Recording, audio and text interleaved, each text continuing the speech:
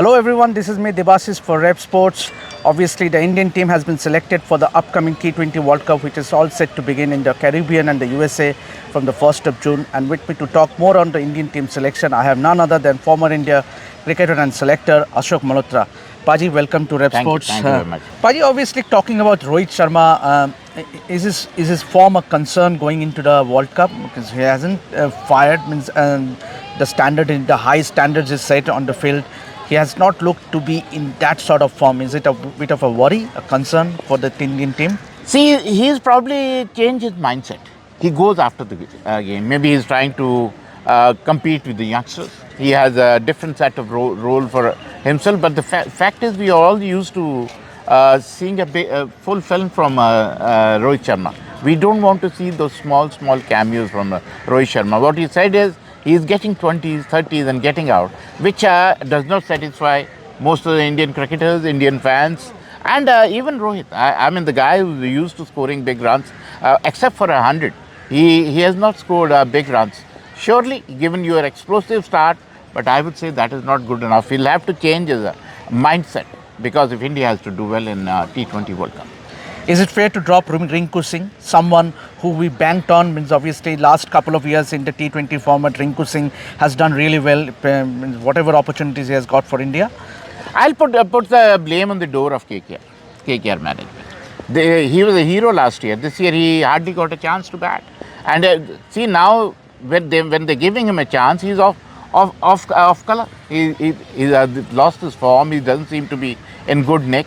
Last year he was scoring runs for fun, but this year he is struggling, and that is because he almost half the tournament is over and he's hardly got a bat.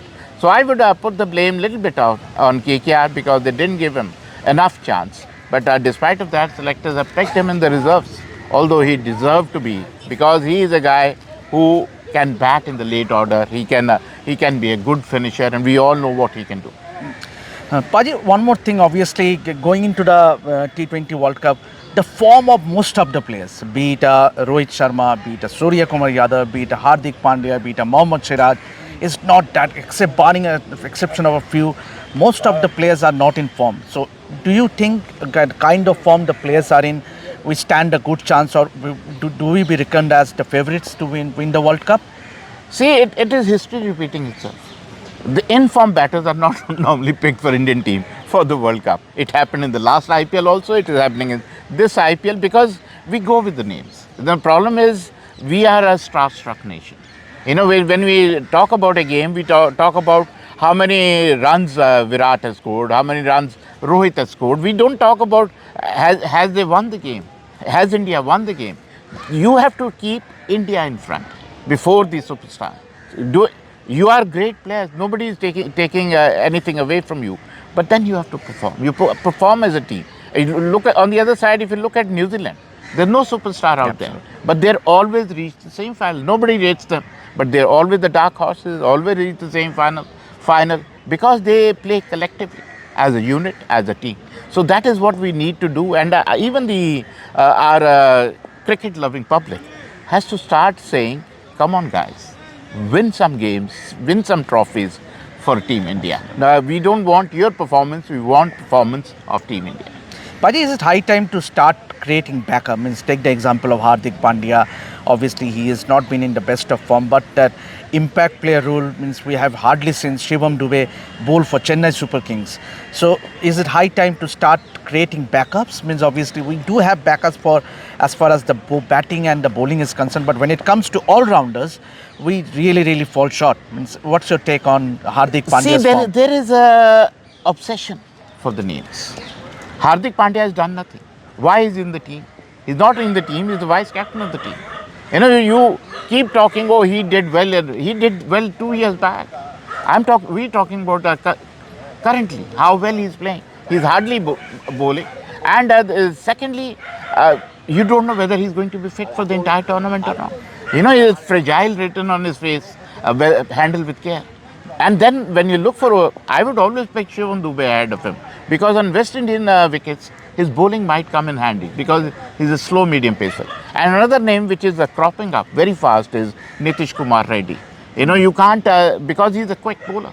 and he can bat. He's shown he can bat very well. So he can be shortlisted, and he's a fit guy. He's a 20-year-old guy. So you have to look for a younger talent, like you're looking for a fresh legs in the batting and bowling. What's your take on this entire negativity surrounding Hardik on social media over Hardik's form and captaincy? Is it fair? Means obviously he is also a human being. And given the way Mumbai Indians, someone to replace the stature of Rohit Sharma, it's not easy. So all this negativity on the social media on Hardik's form and captaincy, what's your take? See, social media is what social media is, and it is not Hardik's fault that he's been made the captain. Why are you booing him? Because they have not made Rohit Sharma. It is the decision of the franchise. So you can't put the blame on Hardik Pandya's head. So definitely I would not like that. But then when you live in India, you are loved like that and you are hated like that. So you have to live with it. As I said, you get bouquets when you play well or doing well, and if it is going your way, and then you get brickbats if things go wrong, or if the public does not like what has happened. And as you said, social media is very, very powerful. Paji, what's your take on Yuzvendra Chahal making a comeback in the T20 mold of things? Obviously, he last played for India a couple of years back, but the way he has performed in the IPL, is it a fair call on the part of selectors to pick him ahead of Ravi Bishnoi, who was part of the T20 squad that played against Afghanistan? I think good sense has prevailed. I mean, he's the one who's taking wickets for fun. He's one of the best leg spinners, because Ravi Bishnoi is a top spinner and googly bowler. He's not a leg spinner. Leg spinners, wrist spinners, they pick up wickets. And I wouldn't mind if Kulcha once again play together. They can be more than handful.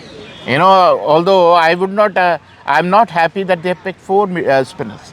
3 would have been better, and might have picked Rinku Singh or one extra fast bowler, because you're going with 3 fast bowlers.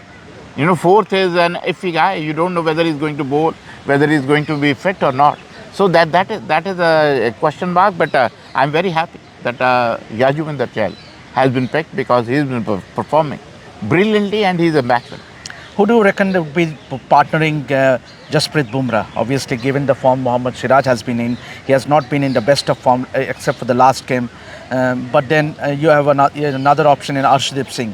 So would you love to see Arshdeep being chosen ahead of Siraj, means being a left-hander? I'll go with Siraj for the simple reason he has done well for India. Whenever he's played for Team India, he has done very well. I know he had an off day, but last 2-3 matches he's coming back into form. So it might be good, but if you're opting to play 3 medium paces, then a left-hander will be handy. So you start with Siraj, and if it doesn't click, then you always can fall back. You got only one more guy to fall back upon. So you are short on fast bowlers.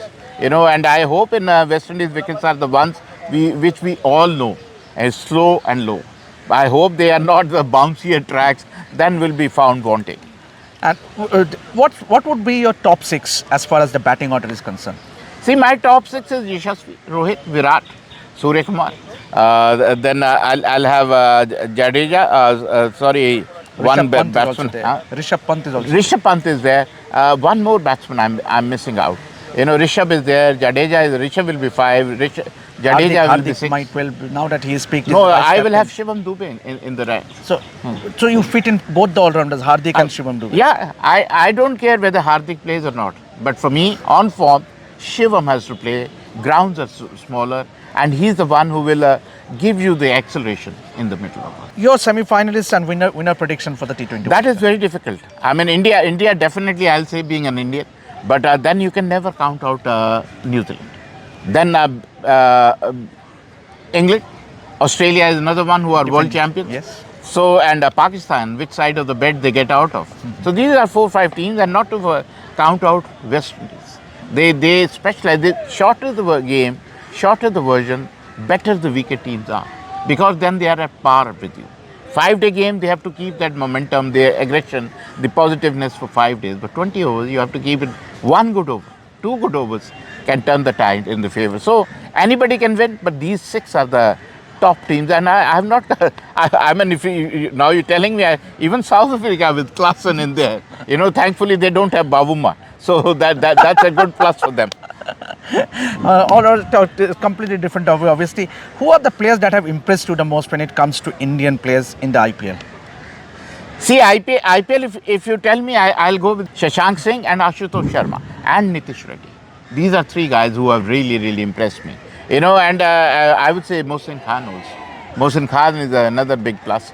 But the fact is, what Shashank Singh and Ashutosh have done, कहते हैं ना, सस्ता, बढ़िया और टिकाऊ. And those are the ones, and they must be regretting saying we don't want Shashank Singh. You know, they'll have to live up to it. But he has proved everybody wrong. And we need these kind of guys. Lastly, MS Dhoni hitting sixes for fun. A comment on about the 40-year young CSK talisman. See, he's the one with the Midas touch. And CSK will not let go of him. The madness for him, I've not seen. He's like a rock star. It's like Elvis had that following. I've seen him in an inaugural game, last year a final game. I mean, there were 10,000 people standing in the lobby just to have a glimpse of him. 50,000 people standing on the roads. I've never seen this kind of madness for somebody, not even Sachin Tendulkar. So this guy is unbelievable, and I think he can go on forever. I mean, he's like a Bhisham Pitama of CSK, and he can just sit at the back and keep guiding them. आपका चार semi-finalist or who you reckon would be the favorite to win the IPL? I would say KKR. I would say Rajasthan Royals. They have already qualified for Yeah, that. I would maybe on their given day, Sunrisers Hyderabad, definitely, and one more team, Delhi Capitals, Chennai Super Kings. Chennai Super Kings. Sorry, how could I forget Chennai Super? These are my four guys. Chennai Super Kings, you can never count out. I know they're struggling with the bowling, but still you got Mahendra Singh Dhoni standing at the back.